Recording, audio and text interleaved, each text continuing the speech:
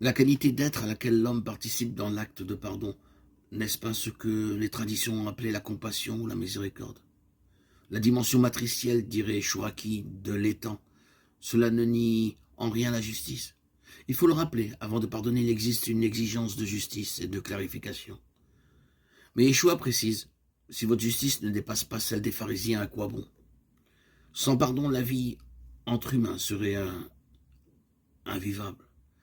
Et c'est un thème qui revient sans cesse dans l'Évangile. Pardonner aux autres leurs manques jusqu'à 70 fois, 7 fois, les accepter dans leur finitude, afin qu'ils nous acceptent aussi dans notre finitude et dans nos manques. Il y a là tout un art de vivre, où la patience est un autre nom de l'amour.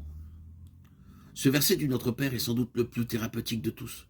Si nous pardonnons vraiment à ceux qui nous ont offensés, qui nous ont fait du tort, nous y trouvons une délivrance du cœur et nous cessons d'être des victimes. Le pardon n'enlève rien à la réalité du bourreau, mais nous ne sommes plus sous sa dépendance par la haine et la soif de vengeance qu'il nous inspire.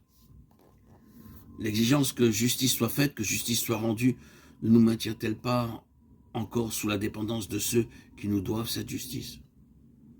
Et ne nous garde-t-elle pas encore dans la souffrance? Peut-être. Ne faut-il pas chercher à pardonner tout de suite?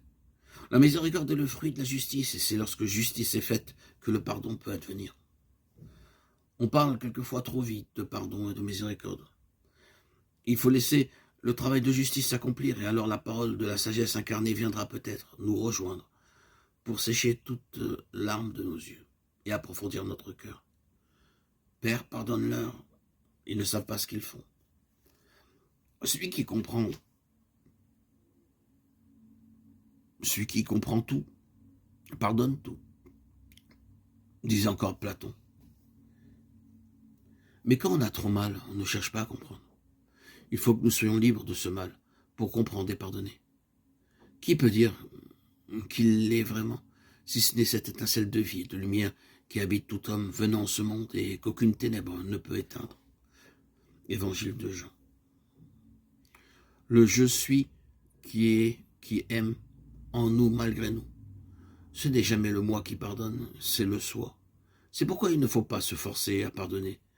Cela ne ferait qu'enraciner plus profondément le poison de la haine et de la rancune. Il s'agit de s'ouvrir à ce qui en nous est plus grand que nous, plus aimant que nous. Et on comprend alors que celui qui pardonne est lui-même pardonné.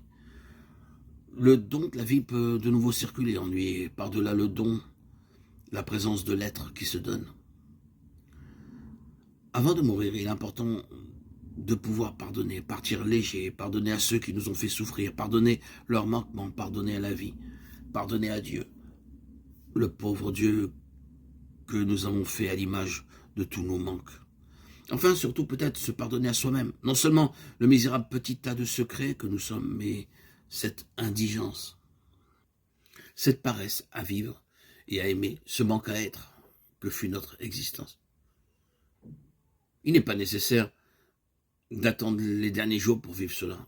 Pourquoi les cadavres sont-ils si lourds? Demandait Monterland. Ils sont lourds de toutes les paroles qui n'ont pas été dites, de tous les mots qui n'ont pas été pardonnés. Pardonne-nous comme nous pardonnons aujourd'hui à ceux qui nous ont offensés, signifie que c'est dans l'aujourd'hui même que le cœur humain peut, à travers le pardon, être délivré du poids de ses souffrances passées et laisser être le miséricordieux, celui qui est vivant à travers le don et le pardon de l'être. Dieu nul ne l'a jamais vu, celui qui pardonne, celui qui aime, demeure en Dieu, et Dieu demeure en lui. 1 Jean 4, 12, 15, 16. Et c'est là la parole que j'aimerais entendre à mon dernier jour. Si ton cœur te condamne, Dieu est plus grand que ton cœur. 1 Jean 3, 20. Que justice soit faite, puisque miséricorde est le dernier mot.